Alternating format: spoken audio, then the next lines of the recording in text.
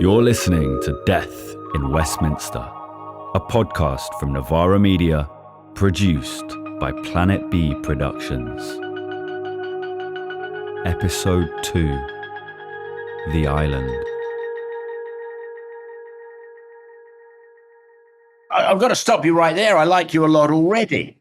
You just used the correct expression, offshore financial jurisdiction. I think we're going to get on just fine. I see myself as the great educator in this area. That's Anthony Travers, a lawyer based in the Cayman Islands. He's a former senior partner at a multinational law firm, and he's been made an OBE for his work in the Cayman Islands financial services industry. But I want to stop for a minute and wind back to 1975, when plain old Anthony Travers, a newly qualified solicitor with a Cambridge degree, arrives in Georgetown, Grand Cayman. Back then, the Cayman Islands are a sleepy remnant of the fast-vanishing British Empire. By 1975, though, the Cayman Islands are getting a new kind of reputation for their low taxes. Anthony's here to join a fledgling law firm that will grow to be one of the major players in a system that touches all of our lives. But first, he's going to do something unusual. He's going to rewrite the laws of an entire country.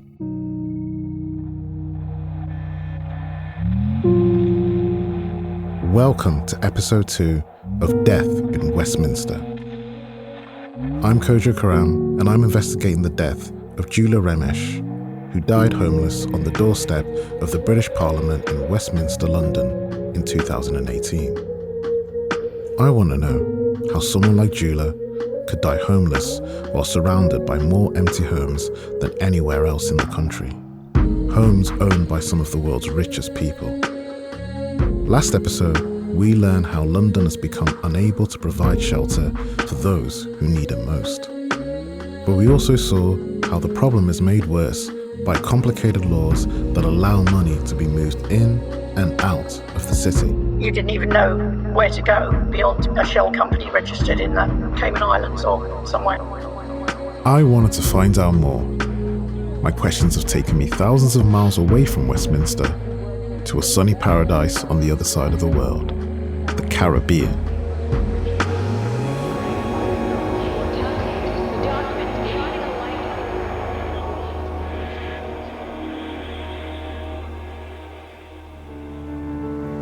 It's the smell of the ocean in your hair, the gentle calm of the lapping tide.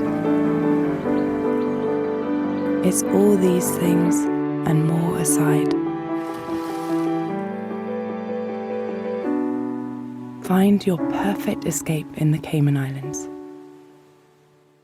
The Cayman Islands is a very interesting place. It is, in a way, kind of enigmatic. Roy Bodden is an author, cultural historian, public intellectual, and former government minister. As he proudly told me, his family have lived on the Cayman Islands for generations. I asked him about the history of these islands and how they came to be the place they are today. When World War II ended, our men got employment sailing on United States ships, flying what we call flags of convenience. They were registered in places like Liberia and Panama so as to avoid the United States government regulations of unionized labor and particular wage structure. So these Caymanian men worked for little or nothing. And the arrangement was so that they could be fired from any port in the world. You couldn't do that to United States unionized seamen. So that's really how the Cayman Islands as modern jurisdiction got a start. You might be wondering what an archipelago nearly 5,000 miles away from London has to do with a death in an underpass in Westminster. But Westminster is not just a place on the map. As the political heart of the British Empire, it once governed a quarter of the globe. Places like India, Nigeria, Malaysia, and Jamaica were all under the control of faraway Westminster. Most of those places eventually won independence, but a few tiny islands in the Caribbean took a different path, a path that remained under the purview of Westminster. Today, the British Virgin Islands, Bermuda, and the Cayman Islands are just a few of what's known as British Overseas Territories. The Caymans have been English, then British, since 1670. These islands have a small population, as you'd expect, but in spite of this, Cayman has been estimated at times to be the 5th largest financial centre in the world. From the 1970s, the Caymans started to offer their services as what most of us might call a tax haven. But don't just take it from me, here's Tony Travers again, the man who helped turn the Cayman Islands into what's officially known as an offshore financial jurisdiction. I've been in the Cayman Islands nearly 50 years. I joined what was a small 5-lawyer firm at the time called Maples & Calder. I became its senior partner, managing partner for 20 years. I left after 30 years with that firm, and by then it was the largest offshore financial firm in the world and still is. I drafted a good deal of the legislation in the Cayman Islands back in the 70s and 80s. As the managing partner of the largest offshore law firm in the world for over 20 years, Tony knows a thing or two about how this system works. And it's clear from what he told me that all types of lawyers arrive in the Cayman Islands from overseas. They play a fundamental role in shaping what passes as government policy. That's the kind of thing Roy Bodden remembers well. When I was sitting in the Legislative Assembly of Parliament, it wasn't uncommon for the bundle to come from them. And the government officials would just take the law, sometimes without any alterations, based on what they sent down. That's how much clout they wield. But normally, they prefer to be faceless and nameless. Like you wouldn't see them in the street, you wouldn't rub shoulders with them. Or even if you did, you wouldn't know who they were, because that's how they prefer it to be. Today, there are dozens of law firms that offer services in offshore jurisdictions all over the world. We've all heard of a tax haven, but what exactly is it that they do? In the last few years, it's only through leaks from insiders, like those of the famous Panama Papers, that have given us any insight into the real-life workings of the offshore system and the people who use it. But how does this link back to the UK? To answer that, I've come back to my friend Dahlia Gabriel, an expert in urban inequality who we met in episode 1. So I've got to tell you about this conversation I just had with this interesting guy, Tony Travers. I mean, he was the managing partner for 20 years of the largest offshore law firm in the world. Yeah, his firm was based in the Cayman Islands at a place called Ugland House, actually. That became really famous a few years ago because of something Obama said in one of his presidential debates. There's a building right now in the Cayman Islands that is the address for 18,000 corporations. Now, that's either the biggest building in the world or it's the biggest scam in the world. And I think we know which one it is. Yes, I remember this. This was the building with like thousands of registered addresses, right? Yeah, that place, yeah. I mean, Obama talked about 18,000, but I've seen some people counted as 40,000 companies that are registered to this one house. That's where Tony's firm was based. And as you can imagine, he was very bold in his defense of the Cayman Islands and the important role it plays in the global financial system. He told me about the very recent history of how it emerges as an offshore financial center. You know, that's the 60s and the 70s when it really starts becoming what we know it to be today. And his firm played a crucial role in this transformation. Right. So I'm curious to know, how did he defend it? Is it just he's just against taxes, or is it something else? I mean, taxes are a big reason, yeah, but I think what we often overlook when we focus on just the tax part of what we call tax havens is the importance of the secrecy they provide as well. You know, one of the big attractive elements of an offshore financial center is that if you do register your assets within their jurisdictions, it can be very hard for public authorities or anyone else you've upset in your home country to actually find out what you own.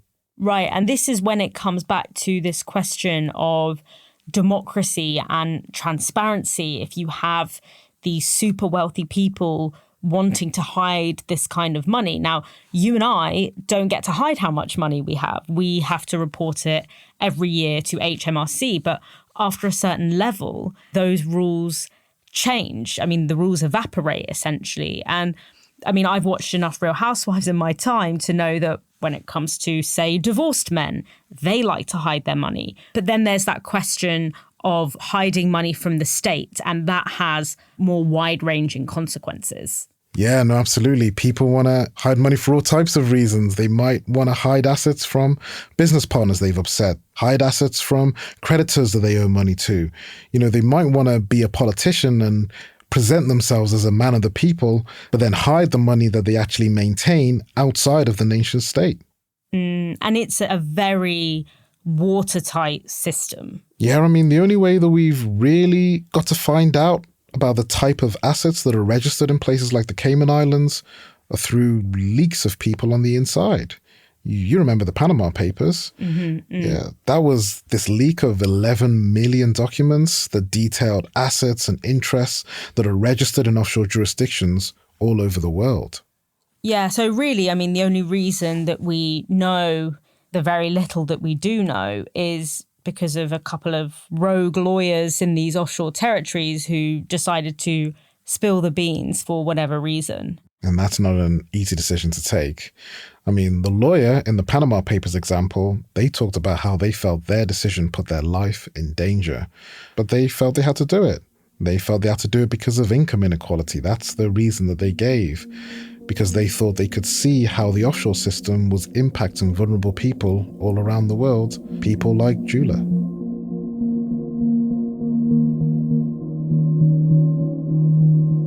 Of course, we approached Maple's group for comment, but they didn't get back to us. To bring things back to London, you can't understand how the modern city works without understanding how money is moved around the world via the global network of offshore financial jurisdictions. You might not realize it, but if you're a Londoner, or if you live anywhere in the UK for that matter, you're seeing effects of offshore cash every single day. Look around you.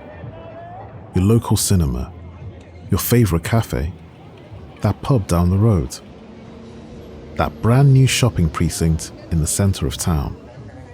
The chances are these things are owned by offshore trusts, or they're paying rent to a landlord who hides behind one. In 2014, it was revealed that dozens of gala bingo halls were actually owned through an offshore company based in Guernsey. In 2019, Green King, which owns many of the UK's most loved local pubs, was sold to a company incorporated in the Cayman Islands. It all connects back to London in another way too, because London, as one of the world's financial centres, is where decisions about the movement of money are made. Nearly 40% of the world's dirty money is laundered through London and the UK's overseas territories. That's a very different London from the one you, me, or Jula would know. So I'm Stephanie Bobby. I am the founder and CEO of the Good Ancestor Movement, and I'm also a recovering private wealth lawyer. Coming from one of the city's immigrant communities, Stephanie grew up as your typical working class Londoner. But that all changed in 2011 when she joined the sharp-suited lawyers, accountants, fund managers and financial planners who help the richest people in the world hide their money.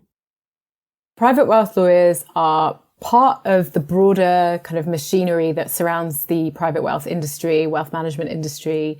Essentially, we were kind of entrusted, or I was entrusted with helping to set up and administer structures that would essentially support the preservation of people's wealth and enable them to pass on their assets through generations. A high proportion of my work related to property, to real estate.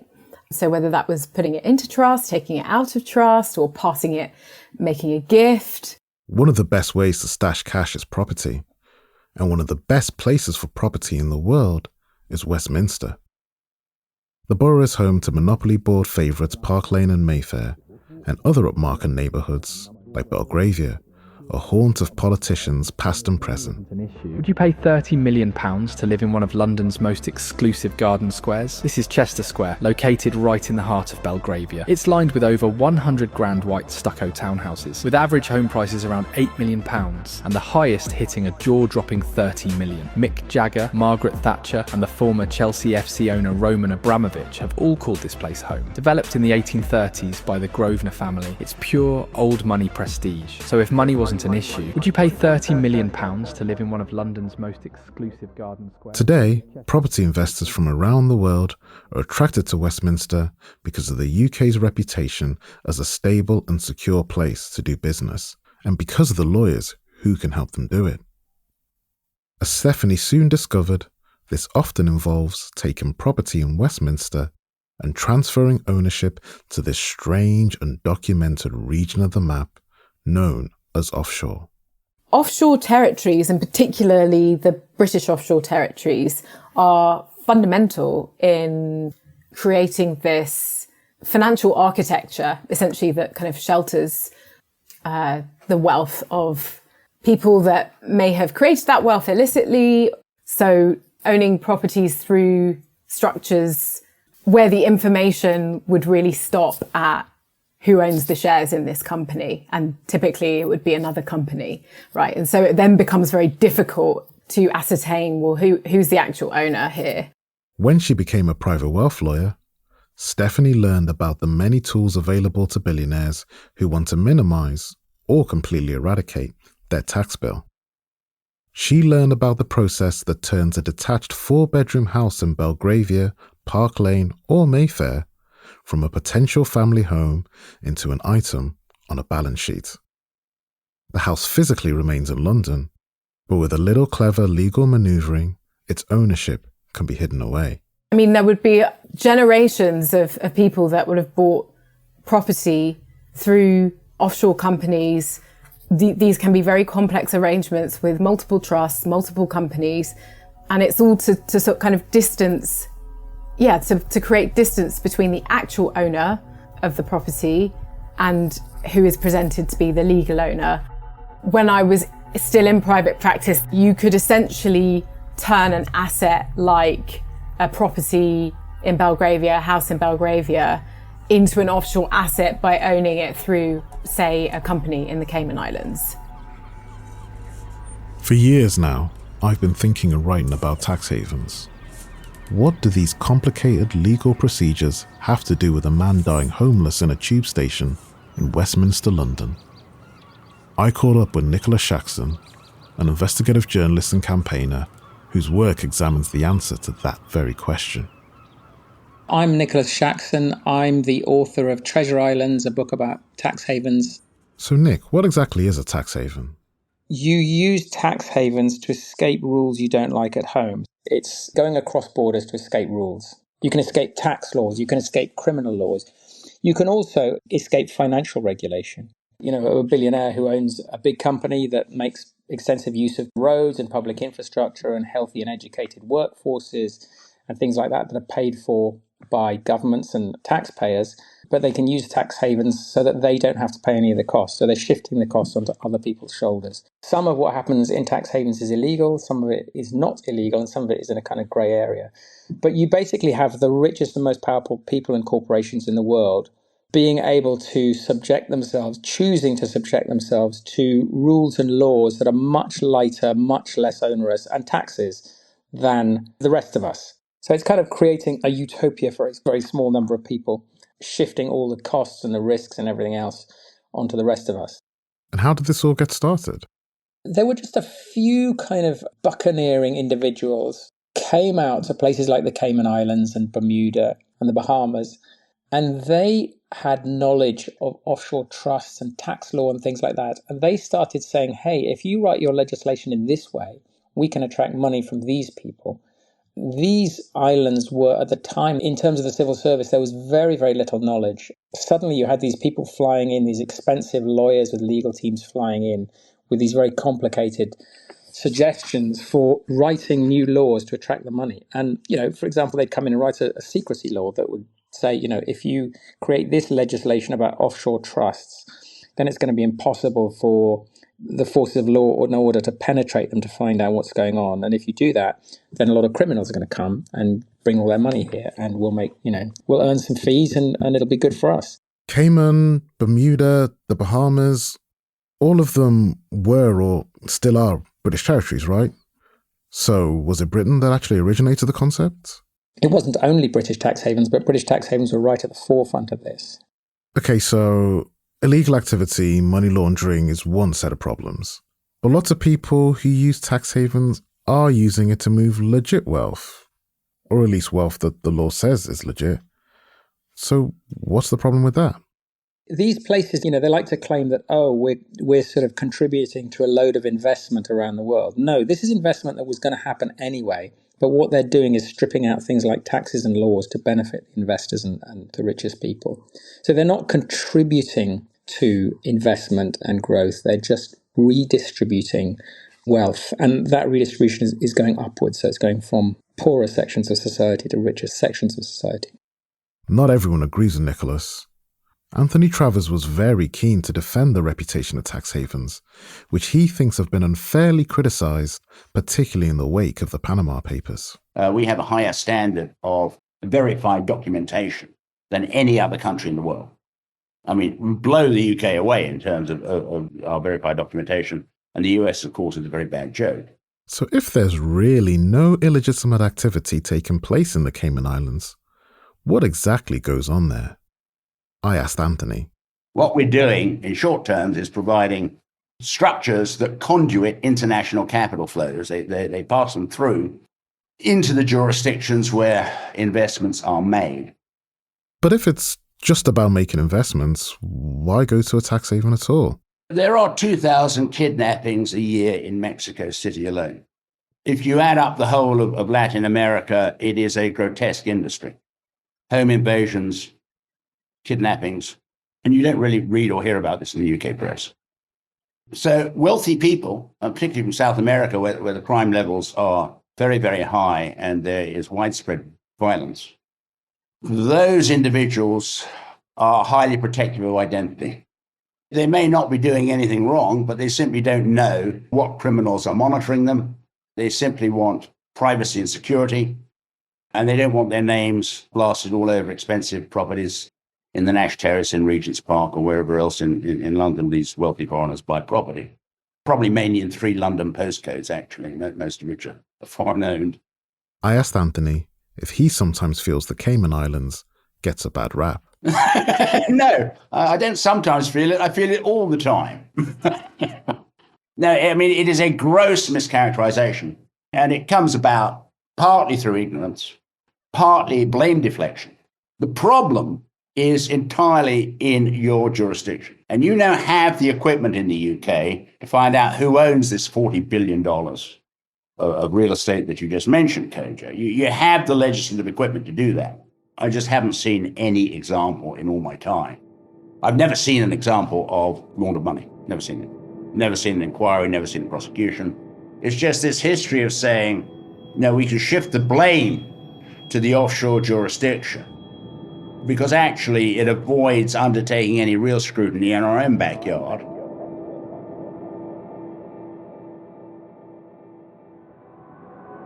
So basically what you found here are 2 very different perspectives on tax havens. You've got this Tony Travers guy who has this libertarian kind of view that if you make money, you should be able to do with it what you please, but also that there is this security element that when you get to a certain level of wealth, you have to deal with risks that maybe you and I don't have to deal with. And therefore, this is not really just about secrecy, it's about security. But then on the other hand, you found from Nick's perspective that actually this is not a private matter. This is a matter of public interest because this is money that could and should be invested back into society. And that it's not fair that when you get to a certain level of income, you don't have to have the same responsibility to society that you and I, as full taxpayers, have.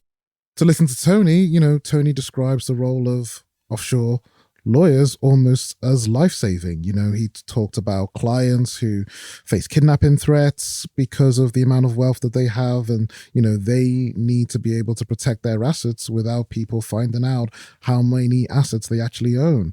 And so he sees it as a kind of life-saving role, but that's so different to what Nick explains, where he sees the way in which offshore financial centers actually erode the quality of life for people all across the world. This for Nick is very much redistribution of wealth upwards, where money that could be used to create public infrastructure that could benefit a lot of people is actually being squirreled away and hidden in secretive locations for the benefit of only a small number of individuals. For me and all my friends, the ability to buy a home in a place that you want to live in, that's near where you work, that's near your friends, that's maybe near where you grew up, feels like a far-fetched fantasy, even though that was fairly predictable for anyone with a regular job, during our parents' generation. This is the heart of Jula's story in a very acute way. This is a story of a place like Westminster that has both the highest number of street homeless people and the highest number of offshore-owned luxury homes. But when we talk about this, we often don't connect these dots. And we do talk about places like the Cayman Islands, places like the British Virgin Islands in the media. We often present them as though they're these far off, distant, tropical tax paradises, and they don't really impact our day-to-day life in here in London. But this is a question of how assets are distributed even in London. That contrast is very visible particularly in certain parts of London. One thing that I do with my students, because obviously I teach a lot on urban inequality, this is where a lot of my research lies. And one of the things I do with my students is I take them on a walking tour of Tower Hamlets, which obviously Tower Hamlets is not Westminster, but there is a similarity in that in Tower Hamlets, one of the most deprived boroughs in London, one of the highest levels of poverty in the whole of the UK, but it's also home to Canary Wharf. And what I always try and emphasize to them is this is not just about these two things living alongside each other, but actually there is a connection between those two kinds of buildings. There is those big buildings in Canary Wharf that house these law firms, that house these insurance companies, etc., that are designing this system, are able to do that because that wealth is not being reinvested in that social housing which is next door to them. There is a connection between these two buildings. They're not just living alongside each other. You can see that connection all around London, often in quite visible ways. But I think it's important to recognize the way that this system facilitates inequality in a way that isn't that visible. And so, when we talk about people placing assets in these offshore financial centers, these are often assets that we might walk past or even use on a day-to-day basis. There are pubs and restaurants in London that are owned offshore. There are care homes, huge numbers of care homes in the United Kingdom that are owned by offshore registered companies. And whilst people might say that's just a private individual's right to decide to buy something through an offshore registered company, what does that mean when you want to hold the person who is providing your labor contract responsible, but you can't actually find out who the owner is? What does that mean if you have your grandparents in a care home and they're being mistreated and you want to hold the individuals who own that company responsible if they hide behind a veil of secrecy through a company that's based in the Cayman Islands? That becomes very, very hard to do. And that's something that we heard from Karen Buck around some of the constituents within her borough in the first episode. That kind of reminds me of what Tony Travers was saying when he said that the problem is not actually primarily abroad. It's not in these offshore territories. The problem is actually in Britain itself. That might be the only thing that Tony and Nick could actually agree on. I started this series wanting to know how 43-year-old Julia Remesh could die on the streets of London, surrounded by empty homes. We've heard how Britain's housing crisis connects to offshoring, and how the system that sustains it began to emerge 50 years ago among the remnants of the British Empire. But the more I learn about offshoring, the more experts I spoke to, the more questions I had. How does the system work today? Who defends it? And if the heart of the offshore world is in London, as Tony says, then why don't politicians here act to change things? Our questions have led us to the Caribbean, but if we want answers, we've got to go back to Westminster. Next time on Death in Westminster. This is where Jula passed away. That relationship between dirty money in the city and the dark money that goes into the political machine. I believe the role of tax havens, offshore centres, will become greater. Britain and British politics, it runs on private money. It feels like this kind of area has been emptied of people like Jula.